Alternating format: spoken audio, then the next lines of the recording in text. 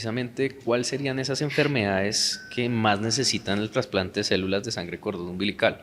O sea, ¿cuáles son ese tipo de enfermedades? Nosotros siempre, y en las redes sociales decimos enfermedades severas de la sangre, enfermedades graves de la sangre, leucemias, pero ¿qué más, qué otro tipo de enfermedades se podrían tratar con la sangre cordón umbilical? Por ejemplo, las leucemias, muchas de ellas no tienen una cura y estos trasplantes son como el último recurso, ya no son el último recurso, pues porque ahora hay otras terapias avanzadas que sería interesante hablar sobre ellas, pero más allá de eso, esto en Colombia es un recurso como final para unos pacientes que no tienen una terapia. Entonces, ¿quiénes son ellos? Los pacientes que tienen leucemias, linfomas, mielomas, síndromes mielodisplásicos, y en estos estas son enfermedades neoplásicas, pero hay unas enfermedades que son mal llamadas benignas, para mí, pues porque no son tan benignas, como las anemias de células falciformes, anemias aplásticas, digamos fallos medulares, fallos de este nicho que hay en la médula ósea para producir las células formadoras de la sangre, y al fallar este mecanismo de reconstitución hematopoyética, pues lo único que hay es ponerle las células de un donante. Por Entonces, ejemplo, para hacer un poco también de claridad, si nosotros pusiéramos la enfermedad en un microscopio, ¿qué veríamos? Veríamos que se destrozan las células, los glóbulos rojos, los glóbulos blancos. ¿Cómo sería esa enfermedad? O sea, para explicarles un poco a la audiencia, estas enfermedades, digamos, son dentro de la sangre y pues dañan diferentes células,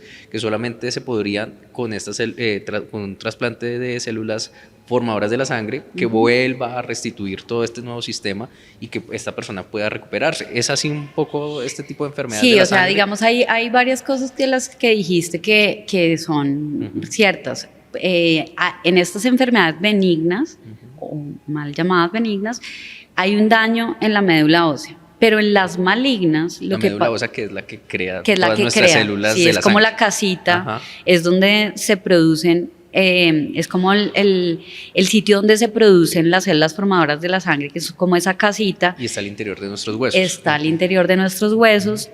Esas células puede que la casita se dañe, ¿sí? O sea, entonces, digamos, haga de cuenta que entonces ya no hay donde uno acostarse, donde comer, o sea, se daña como toda la estructura interna de esa casa, y las células pues no se producen porque no tienen las condiciones para sobrevivir allí.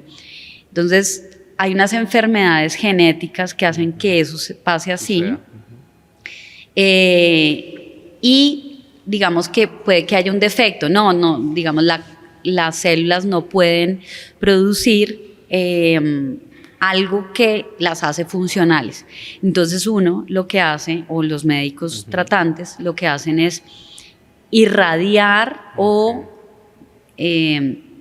como resetear, destruir las células que hay con quimioterapia en las células que hay dentro de la médula ósea. Si, por ejemplo, un paciente tiene leucemia, entonces esas células que son malignas, que están allí, queremos salir de ellas, queremos que se mueran, ¿no? Entonces la quimioterapia las va a matar, pero también va a matar a las células sanas. Entonces lo que pasa en estos tratamientos es que uno depleta la médula ósea de estas células con estos tratamientos de quimioterapia, y por eso no es como, me voy a ir a hacer un trasplante. No, es un tratamiento muy abrasivo. El paciente sufre, digamos, lo que sufre como con una quimioterapia normal, para arrasar literalmente con toda la celularidad que hay en la médula ósea, para que luego las células que uno infunde, porque las infunde por un catéter que va al corazón, ¿sí? Entonces va a una bolsa que va pegada, va por una tubuladura, va a un catéter que va al corazón, y del corazón se va se va al pulmón, luego vuelve al corazón y luego se va a toda la economía del cuerpo. Esperando que esas células buenas, imagínense, entonces tienen que atravesar toda esta, o sea, es una odisea literal.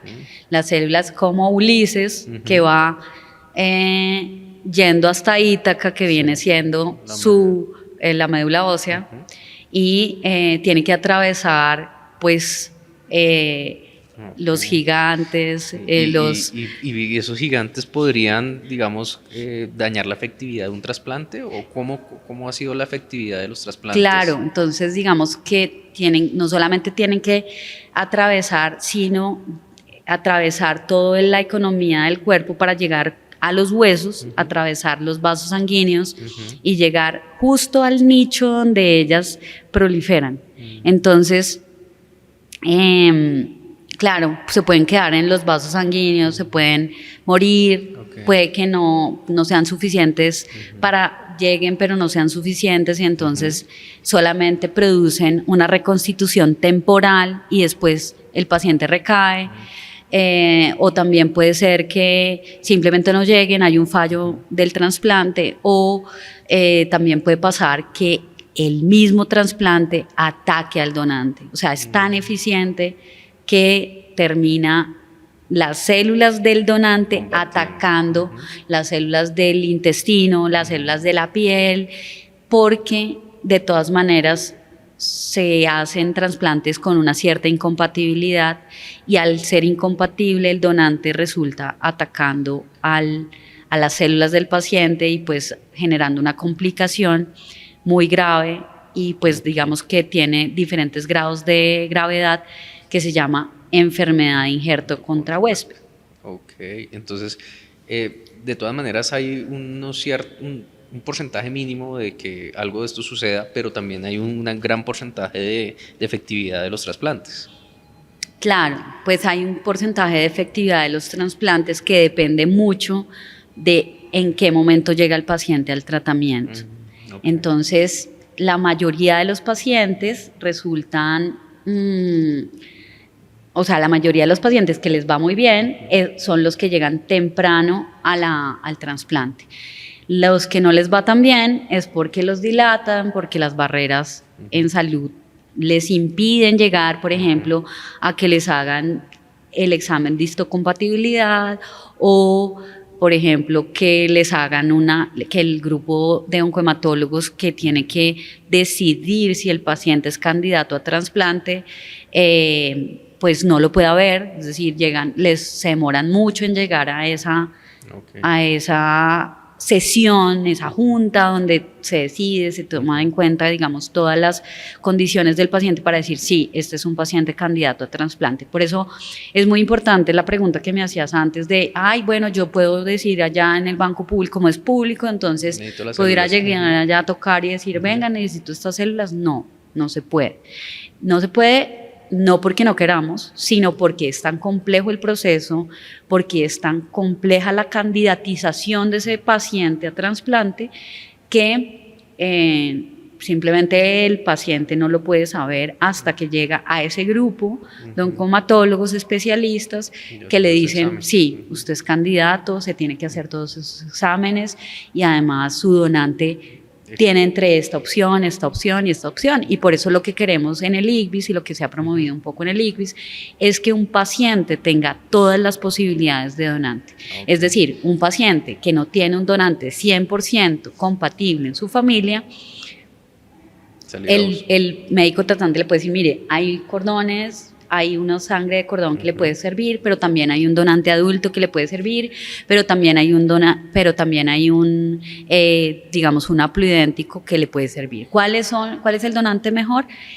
El que el paciente necesite. Y eso no lo podemos saber ni tú, ni yo, ni ninguno de los que trabajamos acá, sino es el grupo tratante y el médico que va a hacer el trasplante, y en acuerdo con el paciente, teniendo en cuenta todos los riesgos, porque esto es un proceso riesgoso, teniendo en cuenta las complicaciones, pues es una decisión de la relación médico-paciente que tan trastornada hoy por estos días está.